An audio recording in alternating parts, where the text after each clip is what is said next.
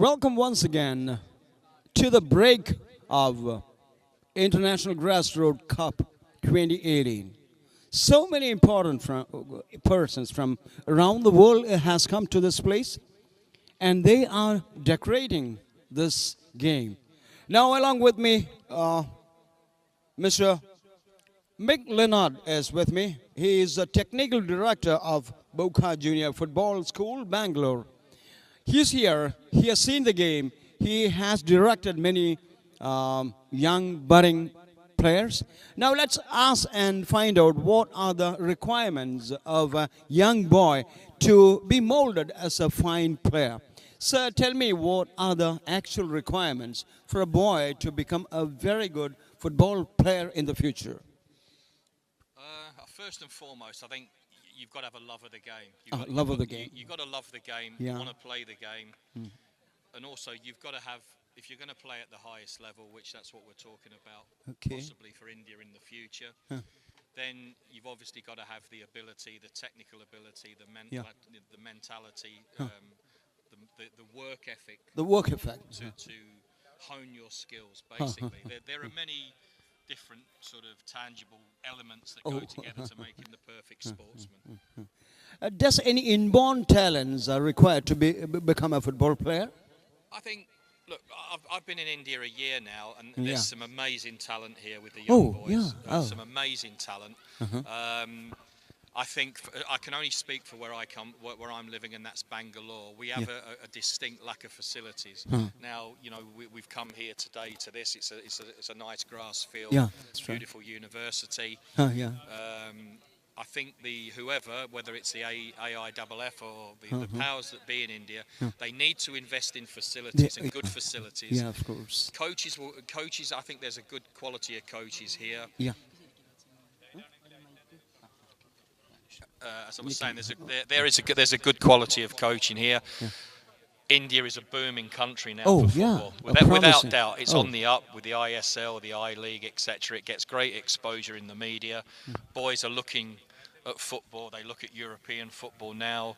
With, you know, I'm English, so they look at the English Premier League. They look at the Spanish League, the Italian League, the German League, the Dutch League, the Italian. They can see the whole spectrum of football, and they see idols. I know I can only sort of assume if I'm saying you've had idols in cricket. I know, I'm an Englishman. I live in Nottingham. I'm close to Trent Bridge. You know, when Sunil Gavaskar and people like that come, they're world class players, the best in the world. You have Virat Kohli at the minute, probably the best batsman in the world. He's a leader. Boys look to that, and they want to be Virat Kohli. They want to be Tendulkar. We need that in, you know, they see that with Ronaldo. They see that in Messi, and they see that in many other players now. So they can aspire. They got aspirations to be these guys. But it's a lot of investment. I've come from a youth development background in England, where clubs do have good facilities. You know, they have all-weather pitches. They have good grassroots, good artificial grass pitches, and the boys are training regularly 3-4 times a week, and they play competitive games. And that's why this grassroots competition is a fantastic experience. And again, I'm talking for the Bocca boys. It gives them a chance to compete against boys from other parts of India, and it's a competition. You know, it's run well. It's well organised. It's well refereed. And we need more of this. When you draw a comparison between what you see in your country and what you have experienced from the Bocca boys, where do they stand? Where do the Indian players in general stand? Look, I'm lucky enough, and I've said this many times when I've been interviewed before. I've worked in England. I've lucky enough to work in New Zealand, Australia, the USA, Dubai, China, Hong Kong. So I've seen a broad spectrum of young players around the world, and that obviously now includes India. Without doubt, whether it be New Zealand or whether it be Australia or whether it be in India, boys at 9, 10, 11, there is very little to choose. I would say, and I can only speak for Bocca, but I've seen Reeds today. I've got some fantastic young players, and the other teams that have performed here today, they've all got good young talent amongst them. Matching with the international standards? They would, to me, at that age group, they would match a European boy. If they're framed well.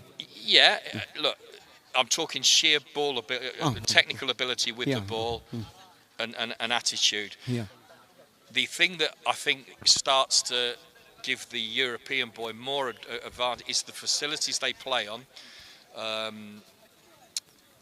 And greater competition, basically. That's a big thing in India. You know, it's a massive, as you know, huge population, huge population cities. It's probably a little bit. And again, I'm only speaking from Bangalore. There's no real league for. In England, we can have. Like I say, I live in Nottingham. If you take under 9s and under 10s and under 11s, they will play every Saturday. There's hundreds of clubs, more than 3,000 boys will play, and girls, may I add, and girls will play. It's organised match football. Now, in India, I think this is the way to go. They need to organise more competitive games where they play club football, but again, I'm speaking from Bangalore. Where do you play? We don't have the facilities here. We need more facilities. More facilities. Yes. In terms of? I would suggest artificial grass. Artificial grounds. Because of the synthetic. Climate. The climate here, it would affect grass pitches. Once they're worn, they're worn. You know, I've worked in the Middle East on grass pitches. Yeah. And grass grows fantastically well in a climate like this, but once it's worn out, an artificial pitch is flat. Yeah, that's right. Obviously, you know, it's got a probably 15, 20-year lifespan. It's a the good quality one. It allows the boys to hone their skills, and that's what's needed. That's what's required. That's what's required. Yeah, I think so. It will do a lot of benefits for the Indian players, is what you absolutely. And I also think if the ISL continues to progress year in year out, and the clubs become a focal part of the community, if that makes sense. So if Bengaluru, where we are, is the main club. Like an Arsenal or a Tottenham or in London, or where I live, Nottingham, we have Nottingham Forest and Notts County. They are focal points of the community, where they have an academy that comes, you know, maybe from 8-year-olds up to 18, and there's a pathway. There's a pathway through for a boy to play professional football. Yeah. Now look, let's be honest about this. The percentage of boys that actually make a professional footballer in England is very, very small. Very small.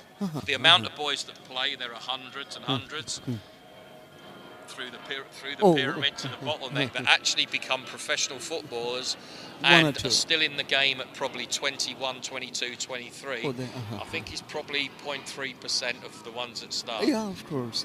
But look, I'm sure it's the same in cricket.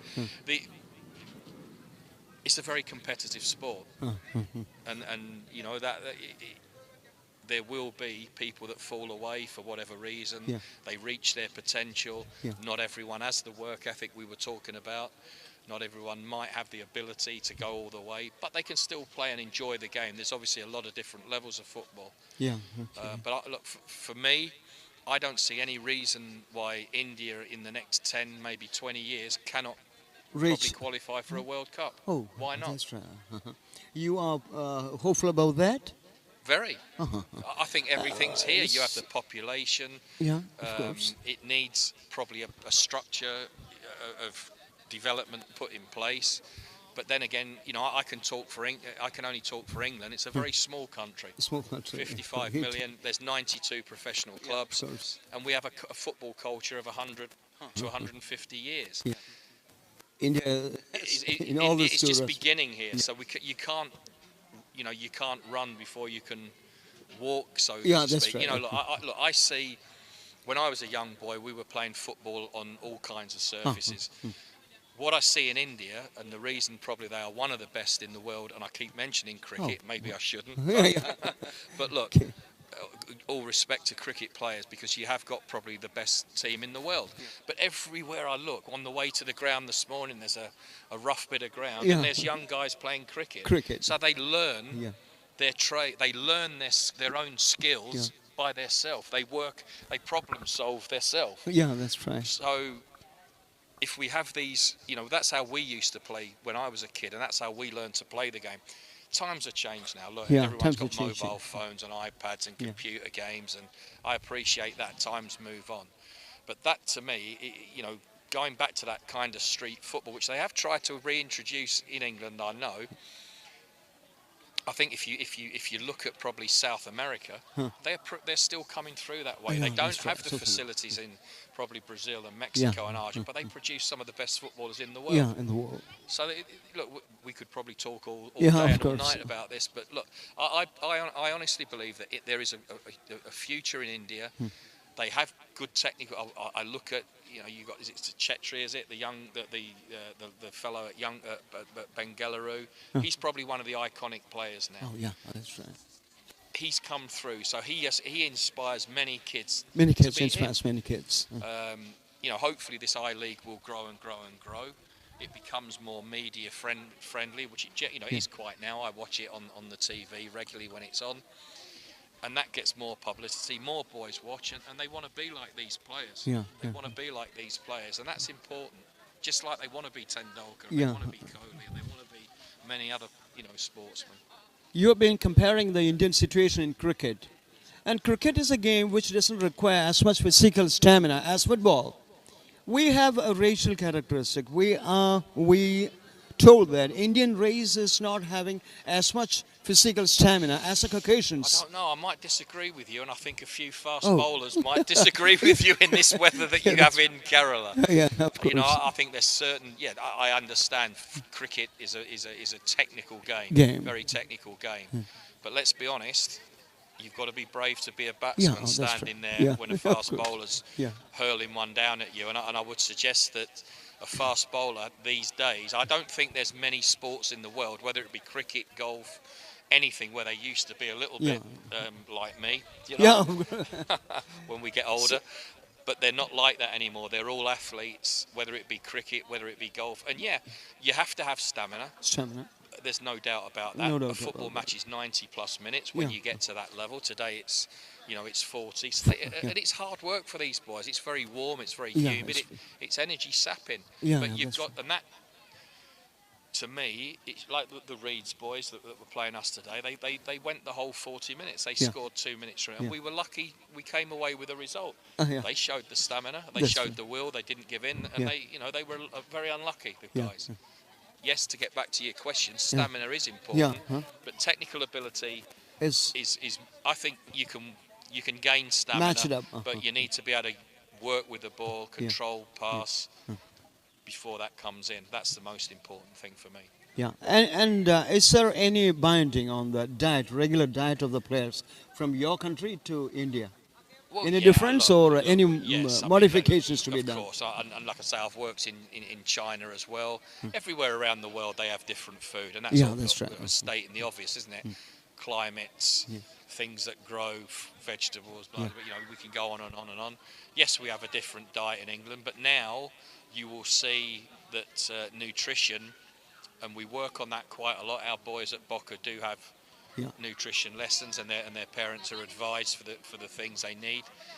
Because I always tell the boys, look, your body is like if you make it similar to a racing car, that racing car can't race without the right petrol. Yeah, of course. So you need to put the right petrol in your body, whether, you know, in the right foods, the adequate liquids, and make sure, especially again in climates like this, you must do that. And I think as you go on now, you will see that footballers, and look, no doubt, and again we go back, all the other sports, I think all international sportsmen now are very nutrition minded, and they understand what's required for them to perform at their optimum level. So I just want to ask you, to get prepared, to get qualified to a club like Bocca, the boys request something, you know. You have to give an advice to the people from Kerala, the boys from Kerala, what they have to follow as far as their internal qualities are concerned, as far as their education is concerned, training is concerned, as far as their diet or daily activity is concerned. What are the things they have to take care of? First and foremost, and I will say this to every boy that comes through us at Bocca, and you mentioned education. Now, I'm not sure if you mentioned you meant football education or academic education. Oh, no. Academic education to me, I will go back and say, listen, guys, your academic education must come first. Must come first. Sport and your football, yes. Second to that. As you get older, they probably drift away, but the young ages, their schoolwork is absolutely crucial. And I found in England that the more academically smart the boy was, he was better at taking information on board that was required, or remembering information required to go and play a sport, whether it be football or any other sport.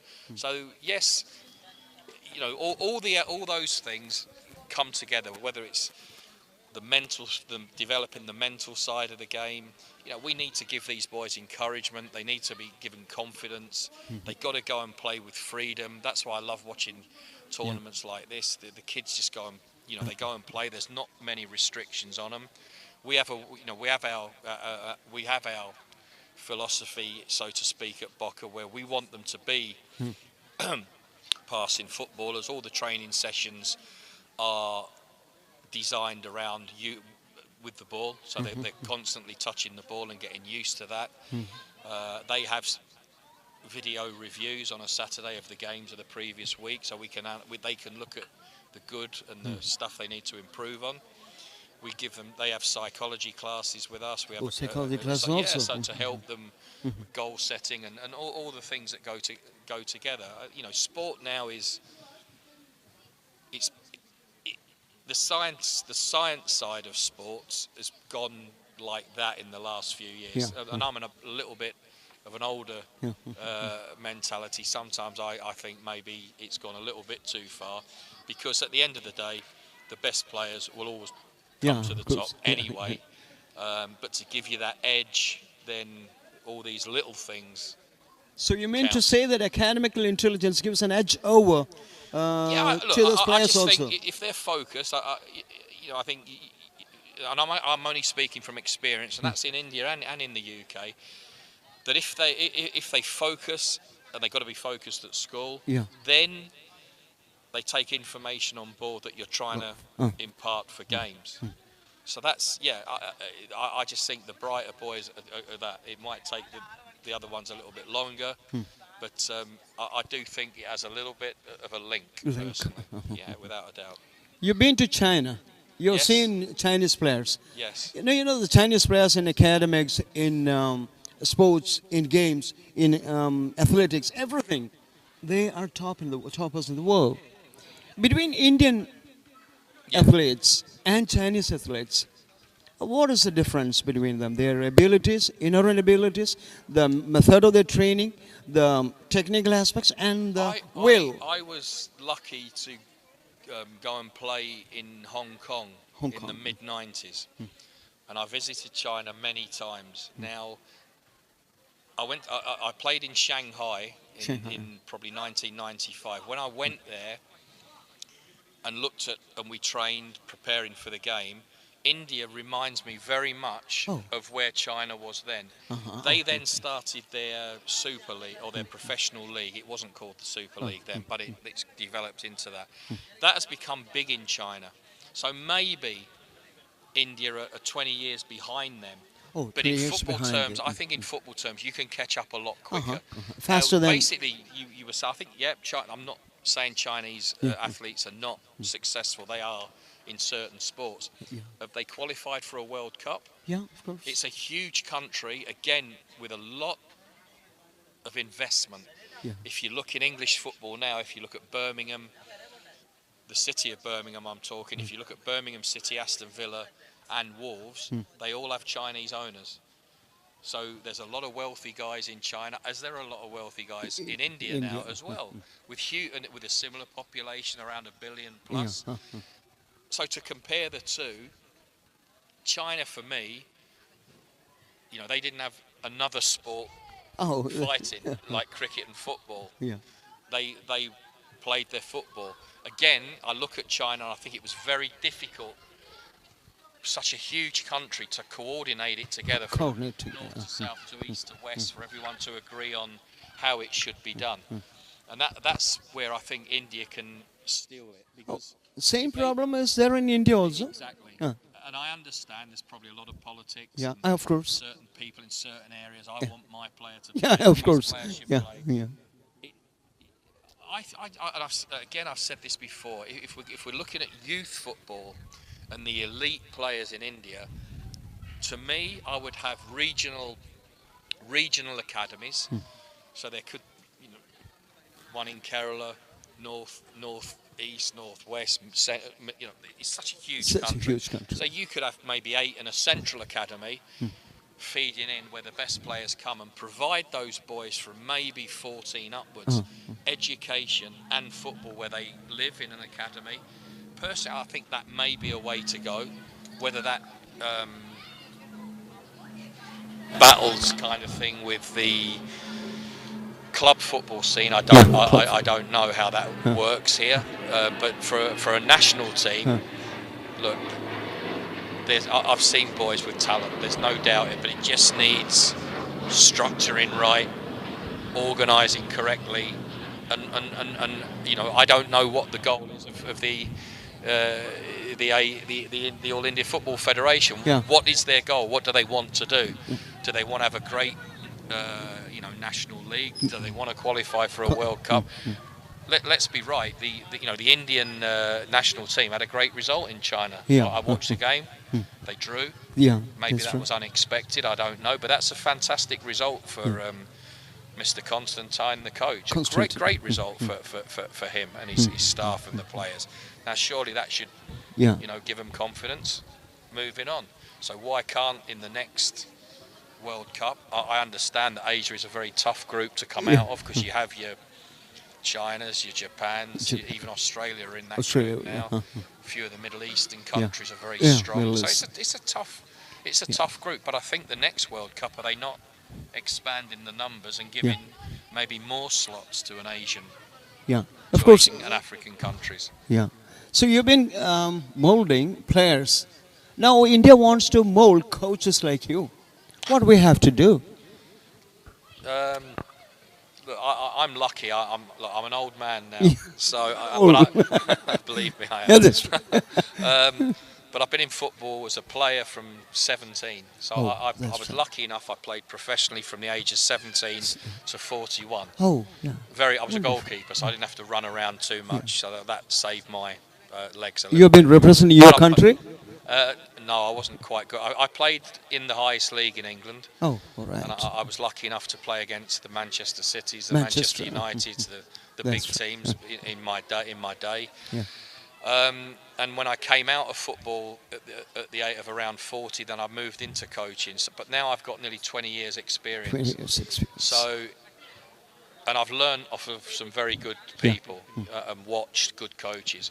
That's, I think, now where India, they need to coach, educate young coaches, give them the best opportunity, maybe get them out and go and study coaches in England, in Spain, in France, in wherever. All these countries do have good national programs, and go and gain experience.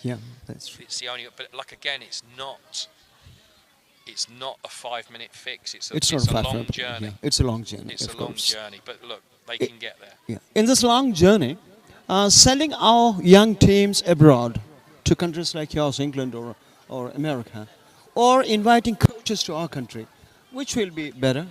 I think I would, I would bring coaches here and coach educators here, if that's what you're meaning, and have a look at it that way. But look, AFC, the Asian Football Confederation, they will have their own coach education program. Coach education program. Yeah, which is good. And that, I would always encourage any coach to go on courses, learn, share ideas with the tutors, with the other men and women on the course. Let's not forget that the women's game is huge now, and I've seen some fantastic ladies play football in India as well. And I was lucky enough, like I say, when I was in New Zealand, I coached the national team, the women's national team. Right. And the game is growing and growing and growing in that respect. Let's not forget that. So football is no more a taboo for women? No, most definitely not. For the Indian women? For the Indian women also? Why not?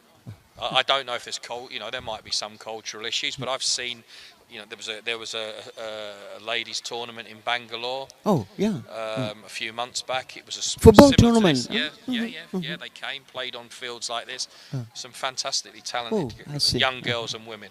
Ladies, up to late 20s were playing. That's right. A couple of Indian internationals. Very, very good players. Very good players. So to mold out a player like Ronaldo, how many years India will take from the present conditions? Can you predict? I think you've got to look at Ronaldo.